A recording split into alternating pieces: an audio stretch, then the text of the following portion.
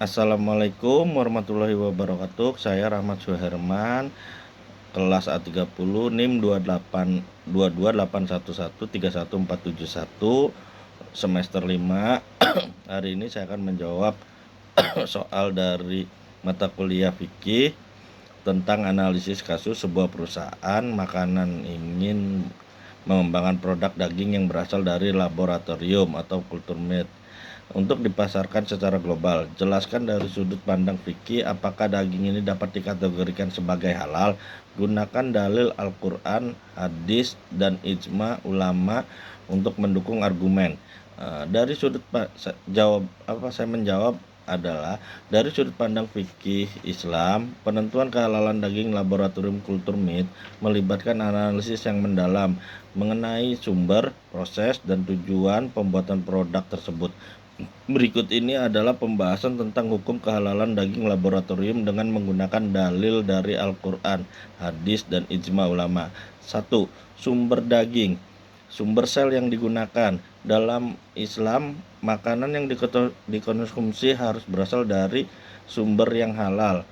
Ayat dalam Al-Quran surah Al-Baqarah ayat 168 menegaskan pentingnya mengkonsumsi makanan yang halal. Wahai manusia, makanlah dari makanan yang halal dan baik yang terdapat di bumi. Selain itu, surat Al-Maidah ayat 3 menegaskan bahwa daging yang berasal dari bangkai darah babi atau yang tidak sembelih atas nama Allah adalah haram. Dalam kasus kultur meat, jika sel induk yang diambil berasal dari hewan halal yang disembelih secara syar'i, maka produk akhir memiliki potensi untuk dinilai halal. Namun jika sel induk terdapat berasal dari hewan yang tidak halal atau tidak disembelih sesuai syariat, produk akhir juga dianggap haram. Kedua, proses pembiakan sel laboratorium. Proses pembiakan sel atau pembentukan daging di laboratorium biasanya menggunakan media khusus untuk mendukung pertumbuhan sel.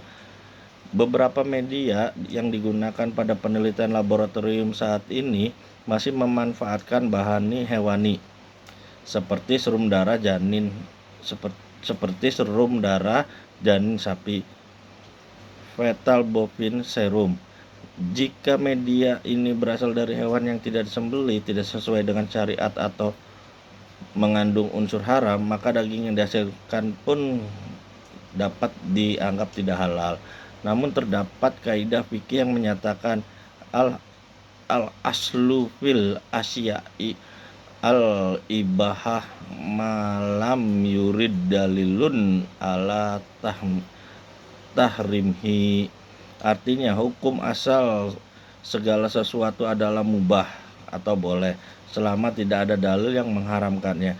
Berdasarkan kaidah ini, jika media yang digunakan dalam proses pembuatan daging laboratorium ini terbebas dari unsur yang haram, maka proses ini tidak bertentangan dengan syariat. Yang ketiga, kaidah istihalah atau perubahan bentuk. Dalam fikih terdapat konsep istihalah, yaitu perubahan bentuk atau substansinya yang mengubah sesuatu yang awalnya haram menjadi halal atau sebaliknya.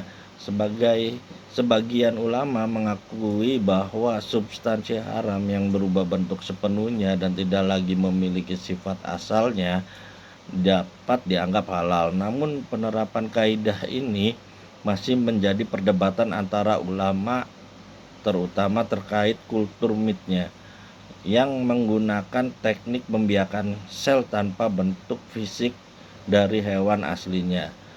Ulama kontemporer masih mempertimbangkan apakah daging hasil laboratorium ini termasuk dalam cakupan istihalah atau tetap dianggap sebagai bagian dari hewan yang perlu memenuhi syarat sembelihan syar'i agar halal.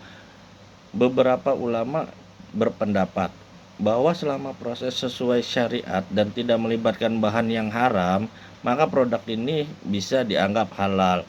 Yang keempat, ijma dan pandangan ulama kontemporer. Mengingat teknologi kultur meat tergolong baru, ijma ulama klasik mengenai hukum produk ini tidak ada. Fatwa dari lembaga-lembaga Islam modern seperti Majelis Ulama Indonesia, European Council for Fatwa and Research, dan lembaga fatwa lainnya menjadi sangat penting dalam memberikan panduan kehalalan daging laboratorium.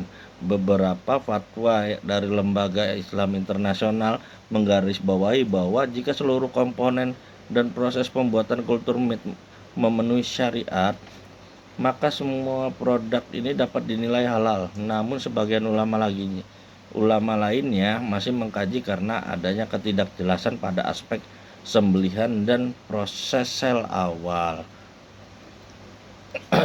Masalah mursalah atau pertimbangan kemaslahatan. Prinsip maslahah mursalah atau pertimbangan kemaslahatan juga dapat menjadi dasar dalam penetapan hukum Islam, terutama pada kasus yang belum ada nas khusus.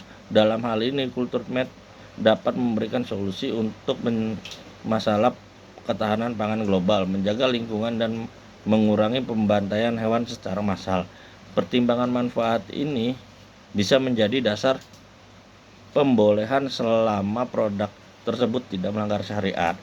Jadi kesimpulannya, berdasarkan analisis di atas yang tadi saya sebutkan, daging laboratorium kultur med dapat dikategorikan sebagai halal dan dengan beberapa ketentuan utama. Satu, sumber sel berasal dari hewan yang halal dan disembelih sesuai syariat. Yang kedua, media kultur dan bahan tambahan yang digunakan dalam proses tidak mengandung unsur haram.